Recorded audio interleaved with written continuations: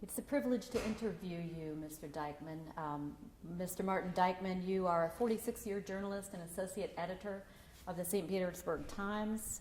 For decades, you've been universally recognized as a preeminent expert in the fields of Florida's government and politics. You've written 3 books, one on Leroy Collins, one on Reuben Askew, and one on the 1970s Florida Supreme Court scandals, entitled A Most Disorderly Court. The subject we're discussing today, merit selection and retention of judges and the justices of the Florida Supreme Court, really is an outcome and result of the corruption that you exposed through your own rigorous investigation. So I'd like to start by asking you, I think a lot of us think of the judicial branch as sort of the quiet branch of the government, but because of your reporting, you uncovered unethical behavior at the highest levels, in fact, all over the Florida Supreme Court. What exactly was the behavior that you discovered? Let me say at the beginning that there were other reporters and some competitors involved with this as well, but I did, I guess, probably the bulk of it. What happened was, I could have named that book A School for Scandal because that's what the Florida Supreme Court really was. Between 1968 and 1970, 5 new justices joined that 7-member court. And every one of them was chosen in one way or another because of politics, not necessarily merit. And every one of them brought a problem with them, or a set of problems with them. If they had had to go before a properly functioning judicial nominating commission, I think only one of those 5 would have made it. One of them was a good legal scholar and an experienced judge, but he was a serious alcoholic. Another was an experienced judge who had a serious gambling problem and resigned from the court not long after it was exposed. One of them, Joe Boyd of Miami, was a career politician who had absolutely no credentials in appellate law and could never have gotten an interview with the nominating commission, had there been one. David McCain, who was appointed to a vacancy created by death, was appointed by Governor Claude Kirk despite strenuous opposition from the Florida bar, which regarded McCain's conduct as a district court judge as unethical. And they argued very, very passionately, and Kirk went ahead and appointed him anyhow. And McCain ultimately wound up to be the only ex-justice disbarred for his conduct on the bench. There was a 5th justice, probably was an experienced circuit judge who probably would have qualified for a nomination, but he brought political instincts to the court. That particular judge tried to sway a circuit court case, lobbied a circuit court judge on behalf of a campaign supporter from Miami. Justice Boyd, that was Justice Deacle I was talking about, Hal Deacle. Justice Boyd, the Miami politician, discussed in a very, very important case out of court with a lawyer friend while they were playing golf. The court had already voted on how the case, and the lawyer agreed to supply him with a draft opinion entirely unknown to the other side. When he found out, when Justice Boyd began to realize that was wrong, he took his law clerk in the Supreme Court washroom, tore the document into what he described as 17 equal parts, and flushed it down the toilet. What he didn't know is that the same lawyer had given a copy to Justice Deacle, who did use it to draft an opinion. And when the law clerks blew the whistle on that, the Chief Justice, the gambling justice, covered it all up by having the opinion rewritten. And nobody but the law clerks cared to blow the whistle on that, on any of that. And getting back to Justice McCain, what got him removed from the court, or forced his resignation in the face of an impeachment investigation, was an attempt to persuade a district court to decide a bribery case, a bribery appeal in favor of some people who were supporting his campaign. And a rampant case fixing by 2 judges on that court, 2 justices. Now, do you believe that a merit selection and retention process would have produced different results? Oh, unquestionably. A properly constituted one. Now, the nominating commission system that Governor Askew set up was independent of the governor's control. He only appointed a minority of members. We can get to that in more detail later. But since 2001, the governors had the ability to appoint the entire commission. And regrettably, and I say that with extreme regret, many of these nominating commissions have started functioning like political party patronage committees. But when they were operating as they were supposed to, they were choosing quality people, people who were rarely, not never, but rarely found faulty for their ethics or their conduct. And yes, that would have prevented most of these problems. As I said, 4 of those 5 could not have gotten by a nominating commission. Now, let's quickly go over what the judicial nominating commissions, how they were composed when they were originally brought into being in the 70s. Governor Askew, by executive order, within a few months of becoming governor, gave up the governor's traditional power to appoint his friends to judgeships. And what he did was he established a nominating commission for each circuit, for each district court of appeal, and for the Supreme Court itself. He appointed 3 people to each of these commissions. The Florida Bar's Board of Governors selected 3, and once those 6 were chosen, they would select 3 public members who, by the rules of the executive order, could not be lawyers. So it was a nicely balanced commission. And although it did prove susceptible to the influence of large law firms in the bar, there was very rarely any reason to doubt the qualifications or the ethics or the judicial bearing of the people they nominated, because they knew they could tell who would be good on the bench and who would not be. And something else noteworthy about that, when you had these elections for the Supreme Court, those 3 seats were elected in 1968, another one in 1970. I think a total of only 14 people, including the incumbents, filed for them. There was something about that court and something about the election process that made good lawyers of Florida want to have nothing to do with it. But when you had it open for nominations and screening by a panel, you had dozens of people applied, people who would never, ever have considered running for the office, but who thought it an honor to apply and be chosen if they were lucky. So just to clarify, you're saying that once the Judicial Nominating Commission's and merit selection became the way it was done, dozens were applying for each opening as opposed to a total of 14 for the 5 elective openings. 4 elective openings. McCain was an appointee. He was the only appointee among those 5. But yes, you look over the entire history of the Supreme Court. Most justices got there because they were appointed when someone died, or someone chose to resign in the middle of his term in order to give the governor the opportunity to put somebody in place. I think only once in over a 50-year period was a sitting justice defeated. It happened the second time in 1968 when Justice Carlton defeated Wade Hopping, who had been appointed only a few months before by Kirk. So he really didn't have the cachet of an incumbent. He also had the disadvantage of being a Republican, and the courts were still elected on a partisan basis in those days. And in those days, Democrats were very dominant. Extremely dominant. Now,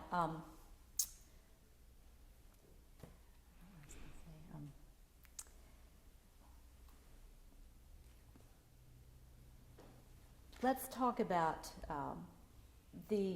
another funny thing you were mentioning about electing justices in those days.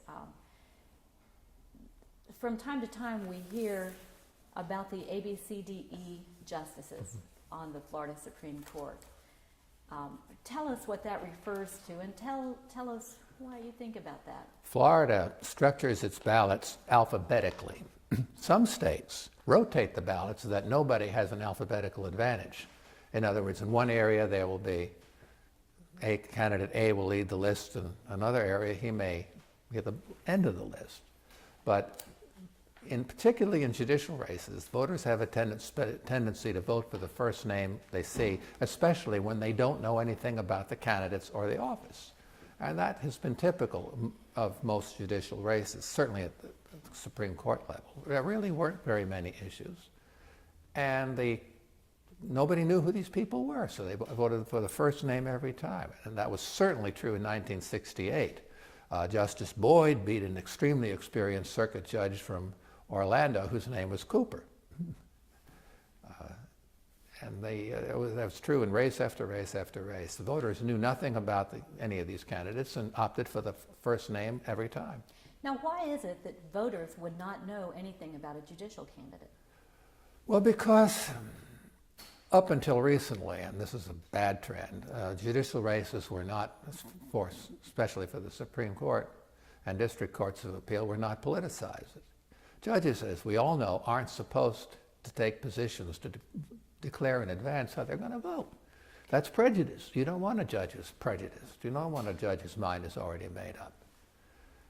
And so there was really little that they could legitimately talk about other than to say, I'm going to pay more attention to my work than anybody else can. I've got more experience than anybody else does. I've handled more cases.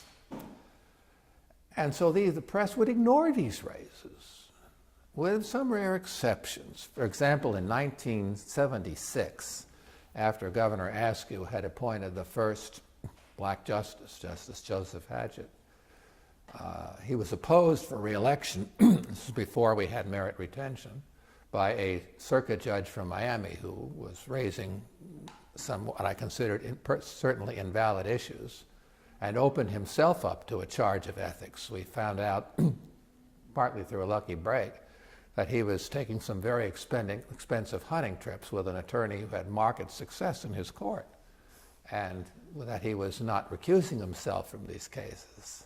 It was so notorious that when opposing lawyers would see this particular lawyer in Judge Duvall's court, they would take a voluntary dismissal because they knew they couldn't win. Astonishingly, this was going on right under the nose of the Miami Herald, which, like most newspapers, never paid attention to the civil bench. Criminal courts were usually where all the action was. And that particular race, where Justice Hatchett was challenged by Harvey Duvall, the press took a great interest in it. And everybody knew what the issue was. And in this case, D did not beat H, but of course, Justice Hatchett was an incumbent and had the overwhelming support of the Florida press. And people did know what was at stake there, but that was rare. That was an exception. That was an exception.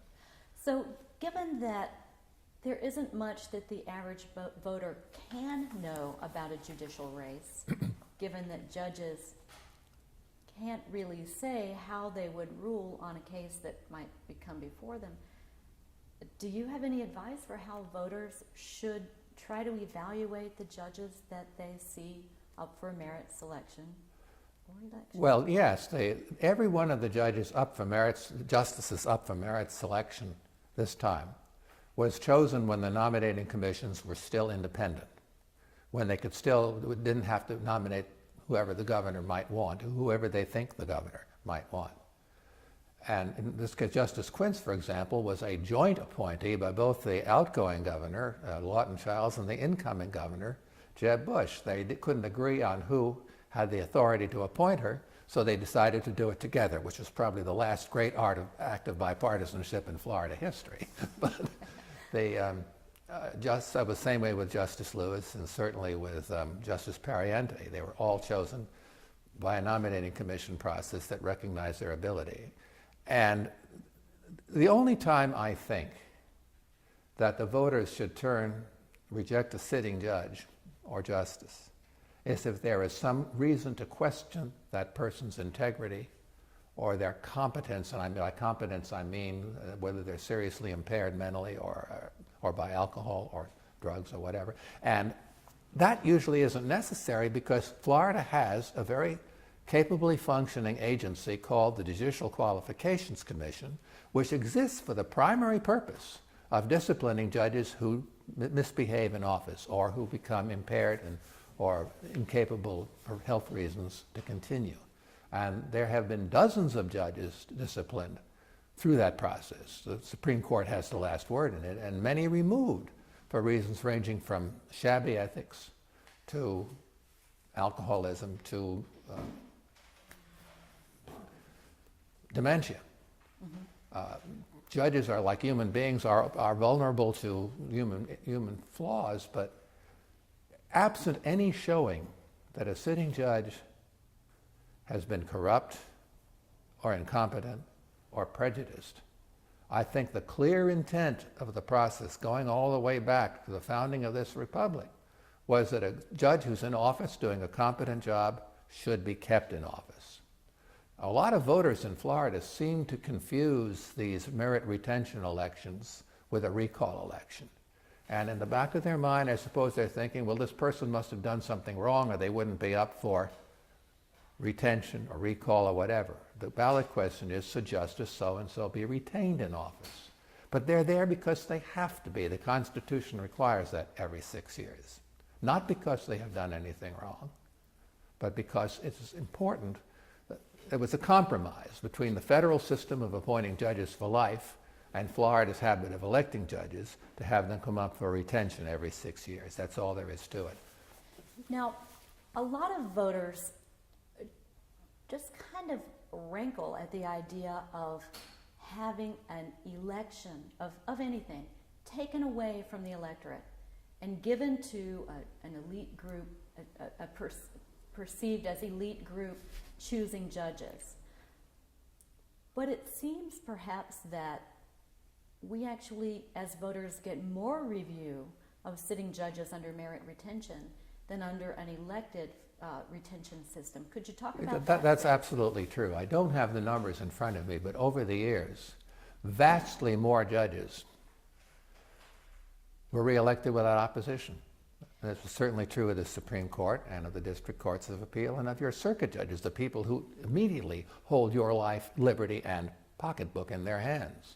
And if they, if a judge who is up for re-election, as circuit and county judges still are, if that judge comes up to the end of his or her term with no opposition, does that judge's name even appear on the ballot? No. No. I don't believe it does appear in the ballot. Voters can see this for themselves. They can go to the Department of State website and they can look up the Elections Division and list of candidates and go down to the judges, and you'll see every judge who's up for re-election this year. Dozens and dozens of them, and most of them don't have opponents. So while they're elected without opposition, essentially. And that's been true historically. I have, over the years, I have seen only 2 justices or judges up for retention who I thought should not be retained. And in both cases, the voters kept them. Most recently, there was a judge of the First District Court of Appeal who became extremely controversial for using his experience and his contacts and his skills as a politician to build a lavish courthouse that did not need to be built where it was for nearly as much money as it cost. Curiously, the Tea Party didn't get active in that. That he should have been, I thought, brought up for, he should have gotten a no vote in retention. After he survived, the Judicial Qualifications Commission went after him for abusing his authority and then bypassing several state laws to get that building built, and he chose to resign rather than defend himself in a trial before the JQC. So the process worked. But I think the voters could have acted in that case, and they did not. But here was a man who had wasted money, which you think was supposed to be the core issue animating the Tea Party, and they didn't care. All they seem to care about is whether justices vote liberally or conservative, however you define that. And that is not ever a proper issue for a retention election. Because in fact, it's the only job of the justices to vote as they see the law requiring them to vote. And that job will, on many an occasion, require them to reach decisions that may be unpopular with the public and probably more unpopular with the governor or the legislature, because that's what they're doing. They're deciding in many cases whether the governor or the legislature have trampled on individual rights or have violated the Constitution, and that happens quite frequently. You know, you go back to the founding of this republic, and we're a lucky nation. We not only have we have an owner's manual for our country. Chapter 1 is called the Constitution, and Chapter 2 are the Federalist Papers that describe how it's supposed to work. And in one of the famous, and the founders never even considered electing judges. The only issue that they had to debate was whether judges should be appointed for fixed terms or for life, subject to good behavior. And in explaining why they were picked to serve for life for good behavior, Alexander Hamilton wrote that experience had shown that life tenure was an excellent barrier to what he called the despotism of the prince, or the despotism of a legislature. Think of it. If you have if a judge owes his or her staying in office to the people whose actions are called into question, how apply human nature to it? However objective they might try to be, in the back of their mind it's, I can't do this, it's too dangerous.